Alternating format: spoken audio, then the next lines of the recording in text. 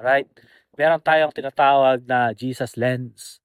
Meron tayong tinatawag na Jesus light. Meron tayong tinatawag na Jesus way. Alright? Kasi nga, Jesus is the way, the truth, and the life. No one comes to the Father except through Him, except through His ways. Ngayon, mga friend, ang ways ng Lord ang dapat nating panukatan, dapat nating salaan, dapat nating panalaminan, alright? Dapat nating tularan dahil siya nga yung ibinigay ng Ama. Siya yung perfect will ng Ama. Alright? Kaya nga sabi ng tinig mula sa langit, sabi niya, "This is my beloved Son, whom I am well pleased.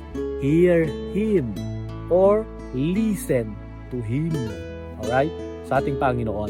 So kung ano ang naging teaching, katuruan, kung paano siya nakisalamuha sa mga taong itinakwil, taong nire-reject ng simbahan, maging ng kalipunan, alright, ay ganun din po ang tularan natin.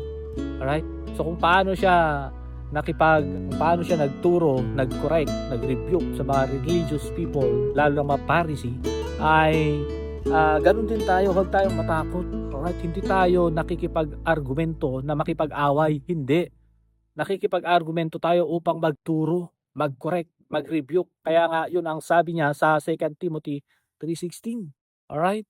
Na ang salita ng Diyos ay magagamit nating iyang pagtuturo, pagtutuwid, pagko-correct. Alright? Pag-guide. Alright? Kaya nga, sa atin bilang nagtuturo ng salita ng Diyos, wala tayong ibang gamitin na sukatan, salaan, kundi ang puso ng Panginoong Jesucristo. Ang kanya pong karakter. Alright?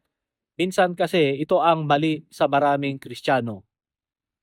Ang kinukopya kasi nila ay yung kung paano nagalit si Jesus, yung galit ni Jesus, nagalit siya, yun ang kinukopya nila. Yung nag-rebuke siya, nag-correct siya, yun yung kinukopya ng maraming Kristiyano. Kasi nga, ginawa din daw ni Jesus. Pero pagdating sa pagpapakumbaba ng Panginoon, sa humility, sa humbleness ng Panginoon, alam niyo ang isasagot ng marami? Sabi nila, si Jesus kasi yun. Unfair naman mga friend. Huwag ganon. So kung paano natin kinukopya yung pagre-review, pagko-correct ng Lord, eh ganon din. Kopyahin natin yung kanyang pagpapakababa. Huwag nating sabihin na si Jesus kasi yun. Ano ba yan?